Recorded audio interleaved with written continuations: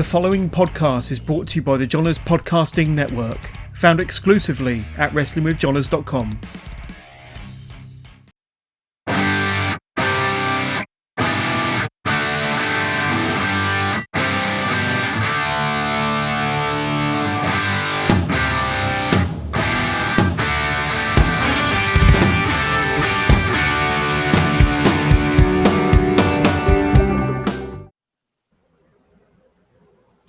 All right, Bucklebomb Entertainment Faithful.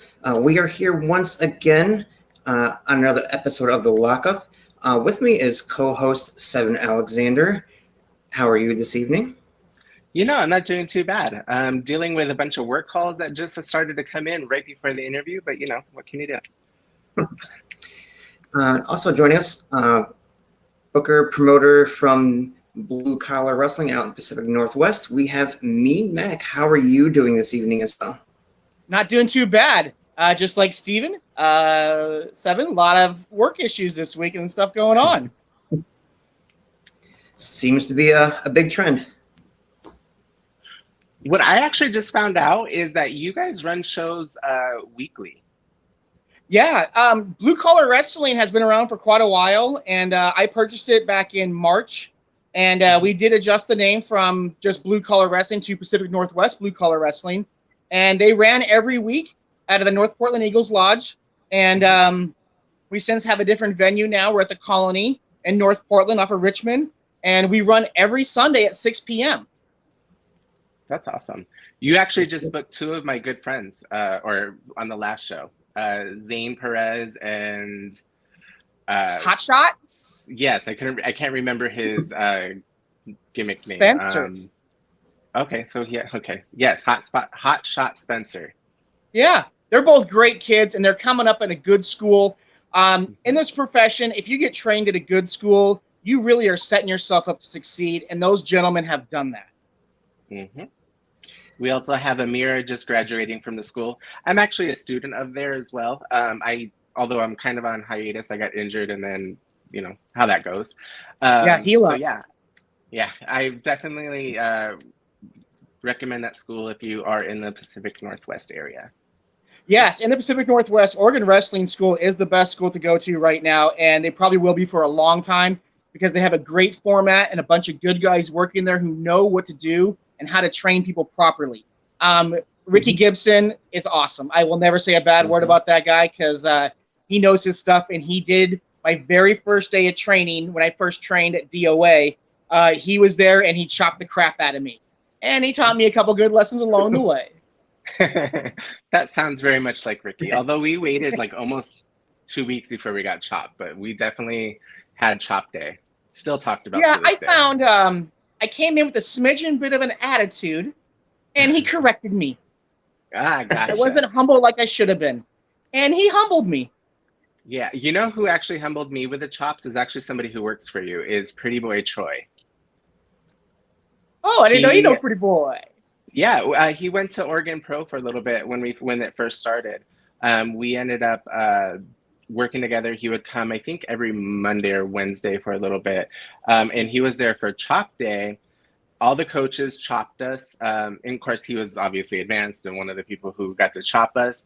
Everybody else hurt really bad, but when he chopped me, he did the overhand chop that he does, and I swear on my life, I actually saw my eyes go dim and they come back. Yeah, I'll admit, to be honest with you, when I got chopped by Ricky, it was the first time I've ever been chopped, and I did see a couple stars because I was like, okay, I guess I know what I'm getting myself into now. Well, welcome. Because when you see it on TV, you honestly, even though you get that sound, you really don't get the full effect of how it feels. Oh, yeah. And you don't understand on TV when you're watching it until you start seeing the swell marks show up or the handprint show up. Then you're realizing, oh, the Big Show really chopped the crap out of him. Absolutely. Sorry, Sarah. We're over. Yeah, sorry, Sarah. Please start. Go right ahead. So, we heard a little about a few of the up-and-coming stars. Recently, we've also had two members of Hellbound. We had Draven Vargas, and we had the Rat King, who is, the new heavyweight champion. Northwest Blue Collar Wrestling champion. Yeah. What other stars should we be looking for in Pacific Northwest blue collar wrestling? Well, currently, Wade By God Hess and Dom Hess, the Hess Express. They're a great tag team, great singles action characters. Pretty Boy Troy, like you mentioned. We also have Dante, the King. He goes by a couple names. I just call him King because he's king to me. We do have the Rat King, like as you mentioned, which apparently we can have two kings in one company, and it's working out just fine. We haven't had a king off yet. Yet. We have Keyword. TNT Tyson Lee. He's been around for a little while. He's getting back into the ring, getting the swing of things, and doing great. You mentioned Draven Vargas, Gregory Petrov. There's quite a few stars we have that are very, very good, and some up-and-coming stars. JB Moonshine has been around for like 20 years. I mean, 20 years, like 20 years. And he's still doing it, performing, entertaining the crowd all the time. A big man by the name of Big Vicious, who is vicious at times, but also a little cute, cutty. I'm going to call him a gummy bear at times also. He's the best. I mean, this is as far as I get as far as into the business. But from what I can tell, 20 years for an in-ring career, that's quite the accomplishment. Oh, it is, especially when you're working for a company and you're wrestling every week and you're at other federations or other organizations and you're wrestling on a Friday or a Saturday and then doing the road tour to get back to your hometown. I'm actually kind of curious now that I think about it, if JB knows how many matches he actually has under his belt. Mm-hmm. Because 20 years, you should have a lot, especially wrestling almost every week. I mean, minus the 2 years recently where everything was, kind of shut down, but... Yes, I don't know if he counts those 2 years in there. I'm not too sure. I know I personally don't count those 2 years as in the business because I didn't do anything during that time. But I know some other people may count those, but I don't. Now, coming from your perspective, as an owner, promoter, booker, however you want to see yourself, the 2 years that was shut down, we saw a lot of guys with nagging injuries kind of get to rest up and heal up. But we also saw some who just didn't come back at all. What's been your view? What have you seen as far as the pandemic shutdown? How has that taken a toll on the region out there? So I think it has really hit everybody hard in the independent wrestling industry. One, fans didn't know when stuff started back up, didn't know when places had new venues, didn't know the new wrestlers there. And also the current economical state after the pandemic isn't that great either. A lot of people have certain prices, $20, $15, whatever it may be. And sometimes that's a lot for someone to spend for a family of 5. So they have to only go to a certain amount of shows, even though their town they may be in has 5 shows in a month. They may be able to only go to like 2 or 3 of them, which is totally understandable. And for nagging injuries, oh yeah, a lot of people got to heal up really nice. A couple people got fat. A couple people actually had other injuries come up like myself. During COVID, I was feeling very healthy. And then once we sat there and got back in the ring, all of a sudden from not being in the ring and training and doing things and not being prepared, to be honest with you, on my end, I ended up not getting hurt in the ring, but getting hurt out of the ring just by picking up the ring. When you're tearing, breaking down, and setting stuff up, it's not a light job to do. And Right. Some guys have come up and worked themselves very nicely to work out and things like that. The other guys got a little pudgy and they're working it off now, doing cardio and things like that. But I think it gave a great time for professional indie wrestling to gain young wrestlers because they had that time off. They can sit there and mature a little bit, and they can get to do what they want to do to get to where they want to go. And also, it brought Oregon Wrestling School out, so I'm happy for that.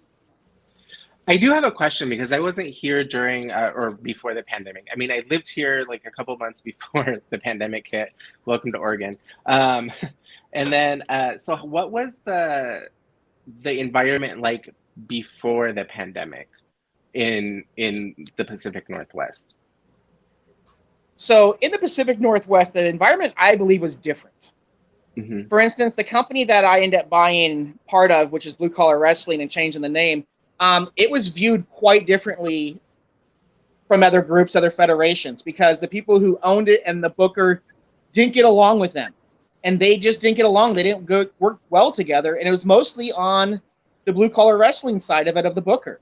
And I feel like a lot of the other companies did the best they could, but just pushed us away. push the company away, knowing that the booker and that owner, they just pushed us away. And when things had to change and the opportunity came for me to buy the company along with Patty, and also Wade by God Hess owns part of the company also, we sat there and decided we wanted to change. And so we made changes, and I fired a bunch of people to make the changes correct. Because if you don't do what's right for this business, you're not going to do what's right for the business or people who you work for and work for you. So I felt we had to make a change. And before I fired the booker and he was bought out, I made sure that everyone in the locker room was on board. Even his good friends were on board with it. And I talked to other owners, and it's been going quite well since then, to be honest with you. A lot of us have not necessarily worked hand in hand, but we have a better understanding. So I think it's been going a lot better. Do you think that the fans are more energized now than they were previously? I don't mean specifically with just BCW, but just shows in general. Because from my standpoint, like my first ring crew that I did was in Seattle with Defy, and when I got there, I had no idea what to expect, right? So the fans that also come to Portland area had increased a lot, is what I was originally told. Do you feel like since the pandemic that fans have more blossomed and go to more shows now?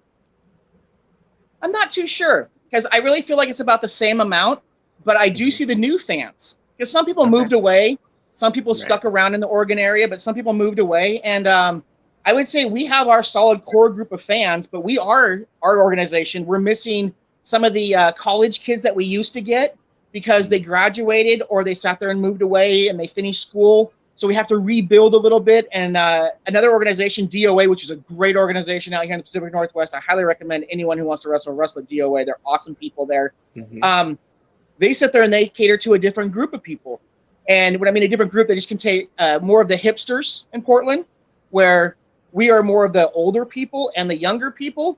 But it's working for them, so keep going at it because their crowds are awesome. I definitely feel like just going to different shows. Unfortunately, I haven't been to a BCW yet.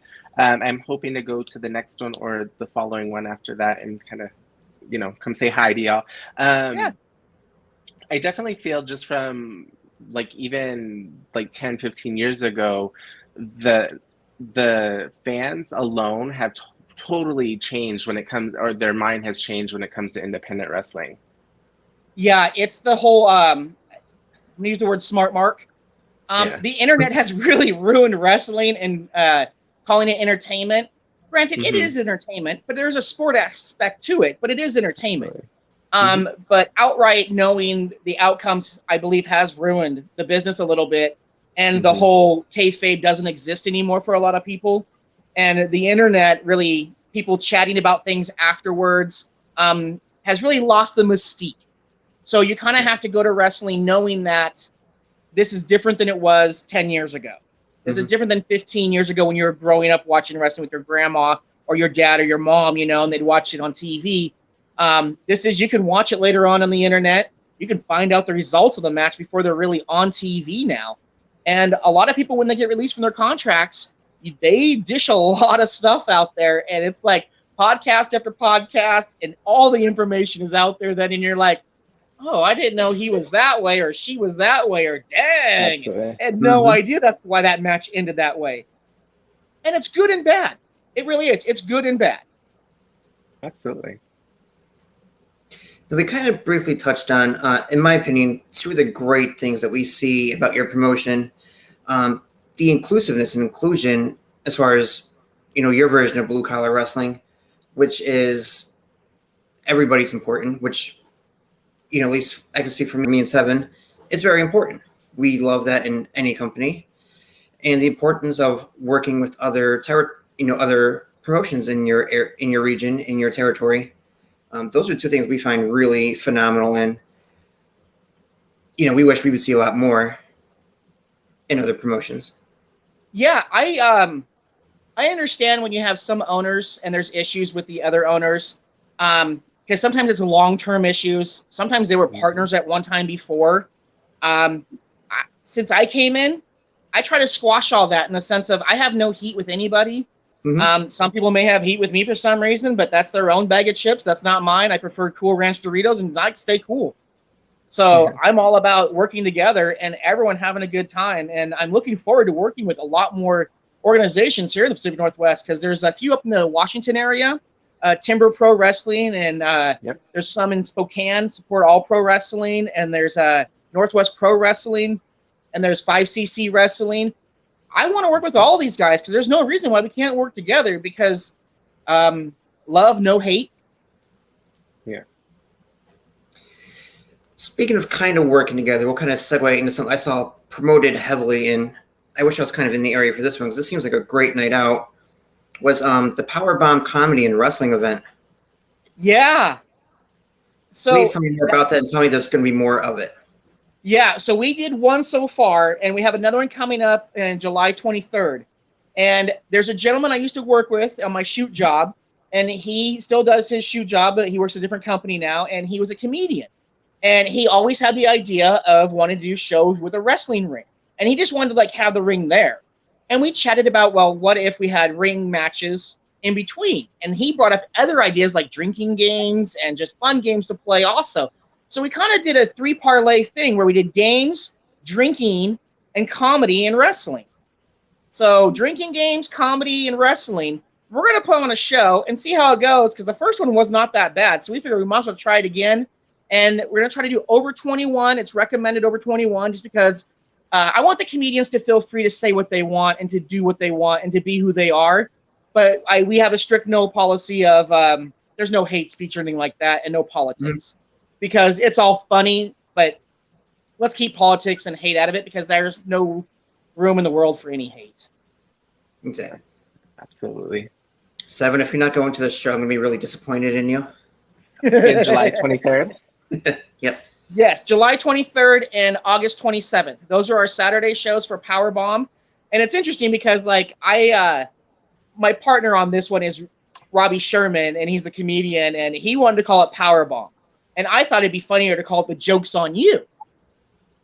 I lost the roll of the dice. All right. And where is that located at? So that's going to be located at the same facility that we do our shows, the Colony in North Portland at 7525 North Richmond Avenue. And that's going to be a later show. Doors open at 7:30. Normally on Sundays, our doors open at 5:30. Show starts at 6. Perfect. And for those of you guys watching on YouTube, we will drop the links and dates at the bottom of the description. Yes. Definitely go check that out, July 23rd, but try to get your tickets ahead of time. Can people buy tickets ahead of time? We prefer to do tickets at the door for one reason. No point in giving other people your money, because there's apps out there and Eventbrite and event stuff and this stuff. They all take a little portion of that. And when you're trying to help your fans save money, because we had ticket prices at $20, and once the COVID was over and everything, we sat there and we're like, okay, COVID's over, yay. And then the inflation hit. So we're like, people are getting stuck with $6 gas prices. So we lowered our prices to $15, any seat, pick a seat, front row, it don't matter. Come enjoy the show. We all know the prices of everything else is going up. So we decided to lower our prices because we can. So why not? Yeah, that's awesome. That's great. That's one thing I love about you guys is the cheaper, prices. That's great for trying to take the family out or just go out for a night of fun in general. Yeah. Yeah, and it doesn't matter where you want to sit. It's $15. If you can get there early enough to get the front row, we have 12 seats on 4 sides. So there's plenty of front row if you want it. You just got to get there early enough. Ooh, I just remembered, since you're talking about that Saturday show, there's a new main event. Well, not a new main event, but a new person that's going to be with our company on that night. And he's well known to the Pacific Northwest. He's been around for quite a while. He's everybody's favorite doctor, Dr. Cleaver. Dr. Cleaver will be wrestling in the main event against the Rat King on our Saturday comedy show. So that one's going to be quite interesting because Dr. Cleaver is very selective about where he works, and he's very meticulous in everything he does. So it's going to be nice to see him in the ring. That should be very interesting indeed. What about potential avenues for streaming in the future? If people want to check out your shows, who, like myself, don't live in the area and can't just drop by on a Sunday without, a 6-hour flight. Yeah. Right now, we don't have any streaming set up. It is one of those things that we need more production people, to be honest with you, because right now I am the production person. I set up the lights. I set up all the cameras. I do the audio. I edit all the videos except for like the promos. We have a separate 2 people that do the promos. But like I edit the highlights for the matches and stuff. So since I bought in the company, I had to fire people, aka some production people, and I had to hire some people, and just haven't got enough good production people yet to be able to sit there and start streaming. Okay. So I'd say look at our Facebook page, Pacific Northwest Blue Collar Wrestling, and we have a lot of promo videos and a lot of highlight videos. And all of our wrestlers, if they ask, I give them the hard cam, and I put our logo on there, and I let them put it anywhere they want because it's all good. It's them wrestling. If people want to come see them wrestle in person, that's even better. If they can't make it and they are Facebook friends with them and they want to watch their match, they can definitely watch the hard cam for free. Great. That's actually awesome. That's a great idea because a lot of companies won't let the wrestlers have any type of not ownership, but like be able to post it without going through hoops and stuff. So that's amazing that you guys do that. Kudos. Definitely. Yep, I have no problem giving anybody the hard cam because it's a good clean shot of the whole entire match. I just don't give them the edited version because we're waiting to sit there and push that out later on or to sit there and make a DVD or something. But there's no reason why people can't have the hard cam. You still get to watch the match. Yeah, absolutely. Now, going from, say, an in-ring performer to where you are now running Pacific Northwest Blue Collar Wrestling, how do you feel that's different now stepping in a more behind-the-scenes role? A lot more pressure, a lot more stuff to do. I just can't show up, help set the ring up, lollygag around, kind of go smooge and sell some merch during intermission, and then sit there and after the show help tear down and then bounce. I'm the first one there, the last one to leave, except for Patty. Patty usually is the last one to leave because she likes to chat it up. So she likes to be the last one to leave, but I'm usually the first one there. And I got to make sure everything's running without a hitch. And that's where it's nice to have partners that you can trust and that you really enjoy working with. Because I take care of my aspect. Wade by God Hess takes care of most of the booking. I help out where I can. But he does a great job, so I really don't have to help out too much. Patty and my girlfriend do the front end, and Patty does the house and makes sure the fans are happy and gets the fans' point of view on things when the show's going on. And it's a really good mix of 3 people staying in their lane and knowing what they're doing and working together. And having fun. Always having fun. If I wasn't having fun, I would stop doing it. I mean, losing a little money here and there, gaining a little money here and there, that's all great. But it's all about what's in the heart and having fun and loving what you do. Exactly. I do have, speaking of loving what you do, I do have 2 questions that kind of follow up with Sarah. So if you could think back, what is one of your favorite in-ring moments that you've had? Oh, wow. I'll tell you, wrestling Funny Bone was my favorite moment. Okay. Funny Bone's a great person to wrestle. He is a good communicator. And he's one of those people that he tells you a lot of stuff you're going to do. And you're just like bracing for impact. And then the double stomp happens. And you're like, woo! Okay, there's one double stomp out of the way. And then you get stuck in a trash can. And then you're like, woo! Okay, the second double stomp's out of the way. And then you get on the table. And then you're like, woo! Okay, the third double stomp's out of the way. But I would say that is one of the highlights of my career is working Funny Bone because he was such a professional, working with someone who has a lot less time in the business than him, and he's got a lot more experience than I do. But he made me look good. And that's what a true professional, I really believe, does, is make someone who is not as good as them look great. Yeah, that's actually one of the first road trip things that I learned. Ricky Gibson and Midnight Heat, Eddie Pearl, both taught us very early on that I don't know how to say this without their goal is always to make, or it's our goal to always make our opponent look good, right? Like always have that mindset instead of how do I look good? It's always how can you make them look good? Because naturally, if you make your opponent look good, you're making a good match. And that was something that stuck with me. It's true. And that's what counts is a good quality match overall. Because you can go out there and do all your high fly spots and jump this and do that and go, woo, yeah, my highlights look awesome.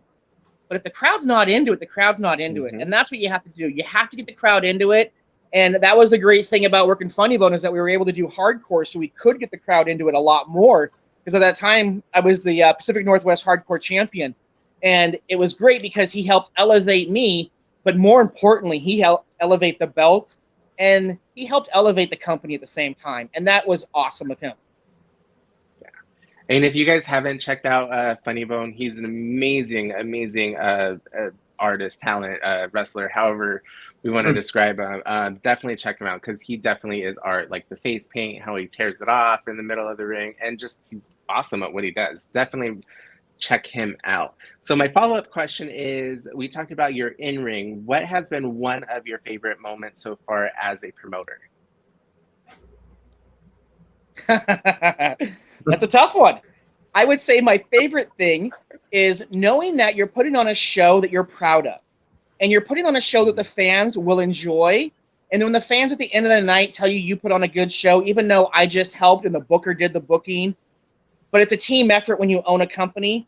So I really enjoy when the fans tell me they had a good time and the show was great and the matches were awesome. That is really my favorite part about owning the company so far. Awesome answer. Like, I mean, I think you're right. I think even like, because I have spent time with like Annie and them while doing like ring crew or breaking down or helping her do runs and stuff. And that's usually the common ground that she has, is that, you know, it's not necessarily about my own personal experiences during the show. It's about how everybody else reacts and how everybody, how they like the show. And that helps, you know, promoters know that that's their way of getting thank you, right? Because you have a ton of fans that will go up to the wrestler and be like, great match, you know, send them emails, post things, which is awesome, and please keep doing that. But at the same time, for promoters, it's a little bit different. A lot of times they don't necessarily get that same thanks or that same gratitude, but it's also how I've envisioned promoters getting it is very much through the accolades of the show that they produced. Yeah. And if your fans aren't happy and your wrestlers aren't happy, you as an owner probably won't be happy also. So it's a circle of life that you have to be happy and all work together. Absolutely. Seven, you got anything else? No, I think I'm good. Okay. Well, Mac, there is a game we like to play, or at least I like to play with all our interviewees before we go. It's called the Electric Chair. Kind of 6 rapid fire questions. Some wrestling, some not. Just answer. Okay, should I get my taser? No violence required. Okay, I'm bracing for impact. Okay, I'm ready. All right. So, question 1. If you could only have cheese or bacon for the rest of your life, which one are you picking? Bacon, cheese will back me up. Okay. Okay. Number 2, what is the most underutilized weapon in professional wrestling? Tape. Wrist tape. Good answer. No one uses wrist tape to choke anymore as a heel. That's actually so true. I can't remember the last time I've seen that. Yeah. What is a city you would love to run a show in that you haven't yet? Well, I've only ran a show in Portland, Oregon so far, so I would say any city. I really would say any city, because it's all wide open in my book. Great. What is the best concert you've been to? Ooh, the best concert? Ooh. I'm gonna have to say it was probably a Joan Jett concert, and I think it was Cheap Trick was there also. And I would say also I went to Kid Rock at the show box south of the Domes in Seattle, the Soto box or something like that. I went to his concert, and he gave everything he had out there. He was such a good performer. I really enjoyed how much he worked his ass off for the crowd. And then on a personal note, I'd say my favorite one that I went to by myself because I got free tickets from work at the time was I got to see Johnny Cash before he passed away. And it was awesome. Wow. It was at the McCallum Theater in Palm Springs, California. And he paused because he wasn't feeling very well, and he coughed, and he apologized to the crowd. And it was so funny because the gentleman behind me goes, "It's okay, we're not going anywhere." And he'd sat there and take a drink of water and sing the song, and then he'd pause, and different things that the crowd would say reassured him that, "Johnny, it's all good. We're here to see you. We will wait." Yeah. That is great. That's awesome. Yeah. I would have loved to see Johnny Cash back in the day. Mm-hmm. Yeah, it was, I think it was 95 I saw him. It was 94 or 95 in Palm Springs. Yeah. That's great. What is your most prized possession? Ooh, besides my girlfriend? She's Of not really course, my of course. possession, though. She's not a possession. She's my greatest accomplishment, probably. Blaming her. I would say, honestly, it is probably the Pacific Northwest Championship belts I acquired that used to be used here in the Pacific Northwest. I ended up getting all 3 of them, and they're made by Reggie Parks. And I have the heavyweight and the 2 tag titles. And it was from PCW, Pacific Championship Wrestling.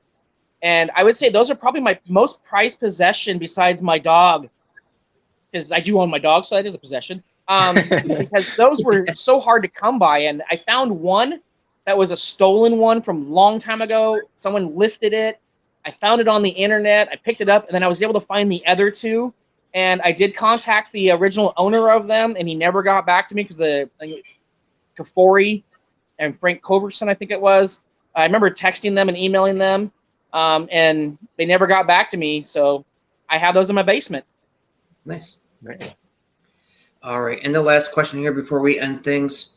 We know how dangerous the move is, but should the pile driver be a banned move in pro wrestling? Ooh. If you don't know how to do it, yeah. We have a gentleman at our company, TNT Tyson Lee. He delivers a very awesome, devastating pile driver, but it's also safe. So it also is one of those things where if you don't know what you're doing, don't do it. If you haven't practiced it enough, don't do it. One move I will say that should be outlawed, and it already is in most places, is the brain buster. Because too many people try doing that without knowing what they're doing. So I'd say the brain buster. I would say the brain buster. Great take. Mac, if people want to look up more about you or the Pacific Northwest Blue Collar Wrestling, where can they find more information? Facebook. Pacific Northwest spelled out, and then it's Blue Collar Wrestling. It's got a nice logo on there with 2 guys in the Oregon State, and it says Pacific Northwest. You can't miss us. Drop us a line if you want to come wrestle for us, and if you've been trained, you probably can wrestle for us, as long as you've been trained by good quality people. Great. And, of course, we'll throw all the links down in the description of the video. Thanks for joining us. Thanks for watching. Mac, have a great rest of your night. You too. Thank you.